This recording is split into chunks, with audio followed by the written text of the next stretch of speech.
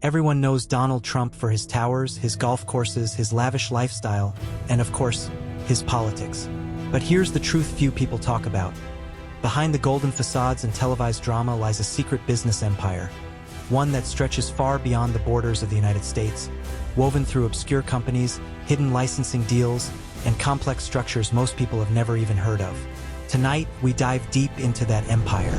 From shell companies in Delaware to obscure licensing deals in Vietnam, Qatar, Romania, and Uruguay.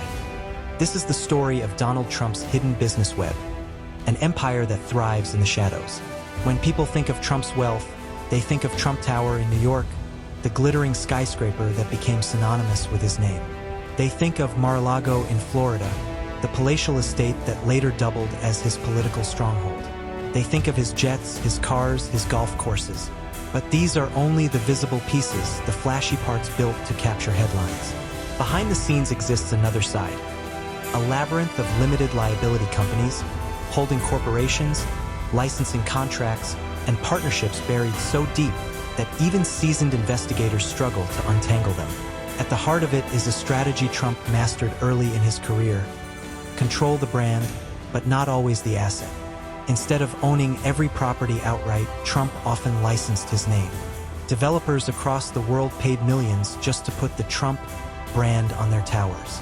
Trump himself didn't have to put up the cash or take the financial risks. He simply rented out his brand. And it worked. The Trump name became a status symbol, a kind of luxury seal of approval. From Manila to Istanbul, from Vancouver to Mumbai, people lined up to live inside buildings carrying his name. But that's only one layer. The deeper you go, the more obscure it becomes. Hidden inside business registries are hundreds of companies tied to Trump, many registered in Delaware, where corporate secrecy laws allow owners to remain largely anonymous. Why Delaware? Because it's the perfect jurisdiction for shielding assets and identities. Through these LLCs, Trump's empire extends into everything from hotels to intellectual property, from small land deals to corporate trademarks. Each company plays a role in limiting liability, spreading risk, and shielding the full picture from public view. Investigations by outlets like the Washington Post and the New York Times have uncovered just how vast this web is. At one point, Trump and his family controlled over 500 separate business entities. Think about that. 500 companies, each serving a purpose. Some holding debt, some licensing deals, some created for projects that never even got built. It's a structure designed not only to manage wealth, but to conceal it. Let's look at Trump's lesser-known international ventures. In Vietnam, Trump secured licensing deals for luxury hotels. In Uruguay, he inked contracts for a high-end tower on the Punta del Este coast. In Qatar and Romania, trademark registrations were quietly filed and business discussions quietly advanced. These projects rarely made U.S. headlines, but they were crucial because each international deal extended the reach of the Trump brand far beyond American soil. And here's the genius: Trump didn't always need to build. He didn't need to manage. He didn't even need to own. All he needed to do was license the name. The rest was profit with minimal risk. It's the type of business move that doesn't show up in the usual Forbes wealth rankings. But when pieced together, these deals represent a massive, often overlooked portion of his global income stream. One of the most notorious examples sits in Panama City. The Trump Ocean Club opened with glitz and glamour. But journalists later discovered that some units were purchased by shell companies tied to organized crime and money laundering operations. Brokers associated with the project had links to Eastern European criminal syndicates. Trump himself didn't finance the tower. He simply licensed his name and collected the fees.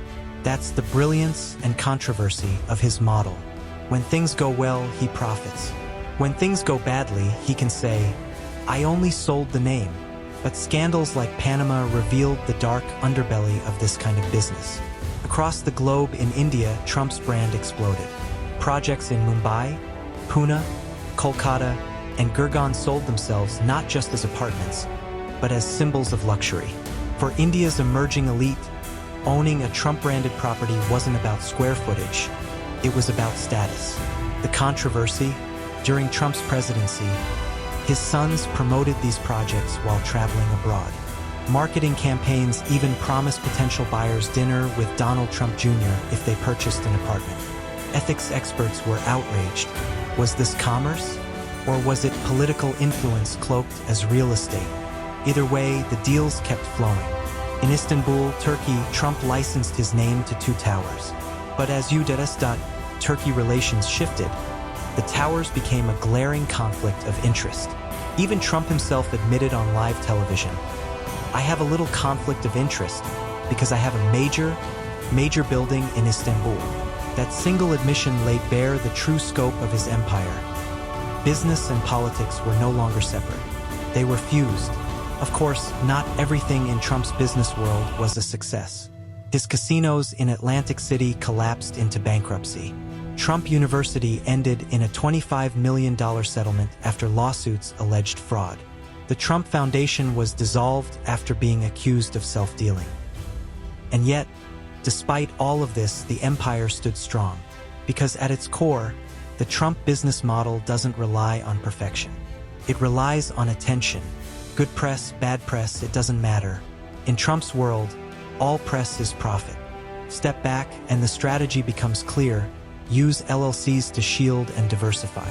License the brand instead of building everything yourself. Capitalize on attention, even scandal. Keep assets hidden behind complexity. It's a formula that has carried Trump through bankruptcy, lawsuits, political campaigns, and global controversies. And it's why his secret empire continues to thrive even when others would have crumbled. The big question isn't whether Trump is successful. It's how that success shapes the world around him. When a US president profits from foreign towers, does it affect foreign policy?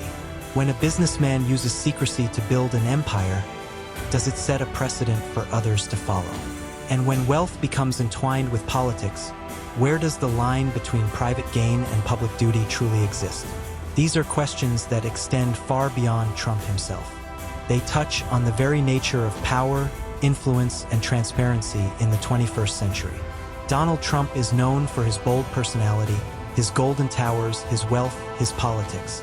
But the real empire, the one few ever talk about, is built on quiet deals, obscure LLCs, hidden partnerships, and international licensing webs that stretch across continents.